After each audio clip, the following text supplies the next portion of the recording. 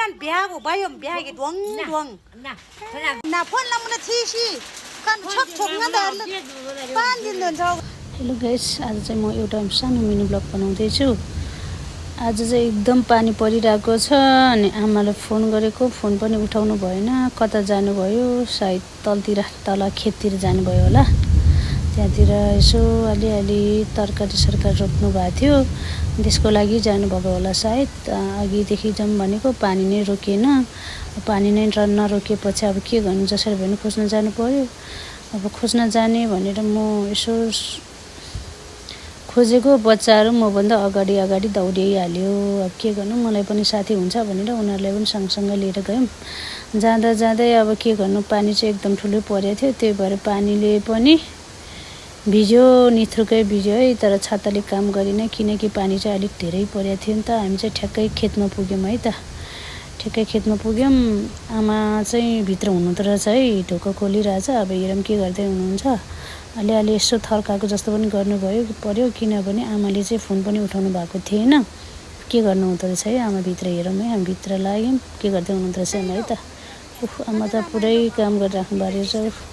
के हो गाउँसाउँ पिटेर हो कि चुटेर खोइ के गरेर उचालिराख्नु भएको छ। मैले चाहिँ यस्तो उस्तो भनेर कराइदिएँ आमालाई। मोबाइलमा फोन पनि नउठाएको यताउता भनेको फुटाइदिन्छु भने ल फुटाइदेऊ भनेर मलाई पुरै गरिराख्नु भएको छ। मैले धेरै रिस उठाएको थियो नि त किनभने पिएचसिन त धेरै परेको थियो नि त। अनि त्यही भएर पनि अनि अब चाहिँ त्यहाँबाट अनि पानी पनि रोकेको आउने भइरहेको थियो। ठ्याक्कै हामी अनि आमालाई गाली गरेर अझै काम गरिराख्नु भएको थियो। मैले थर्काइदिएँ सरी है आमा त्यसको लागि चाहिँ धेरै सरी। मैले चाहिँ रिसमा बोलेँ।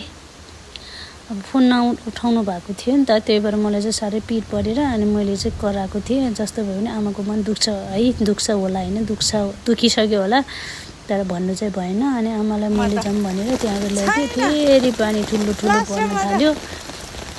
के गर्नु हामी निस्किसकेका थियौँ। अब कहाँ बस्नु दौडी आयो है। हावा पानी असिना सबै परेको थियो कि पर्न पनि आकाश घटाङगुटुङ त्यस्तै। हामी चाहिँ लगभग घरमा आइपुग्न लाग्यो है। धेरै धन्यवाद हेरिदिनु भएकोमा। अब अर्को भ्लगमा भेटौँ है त। By by.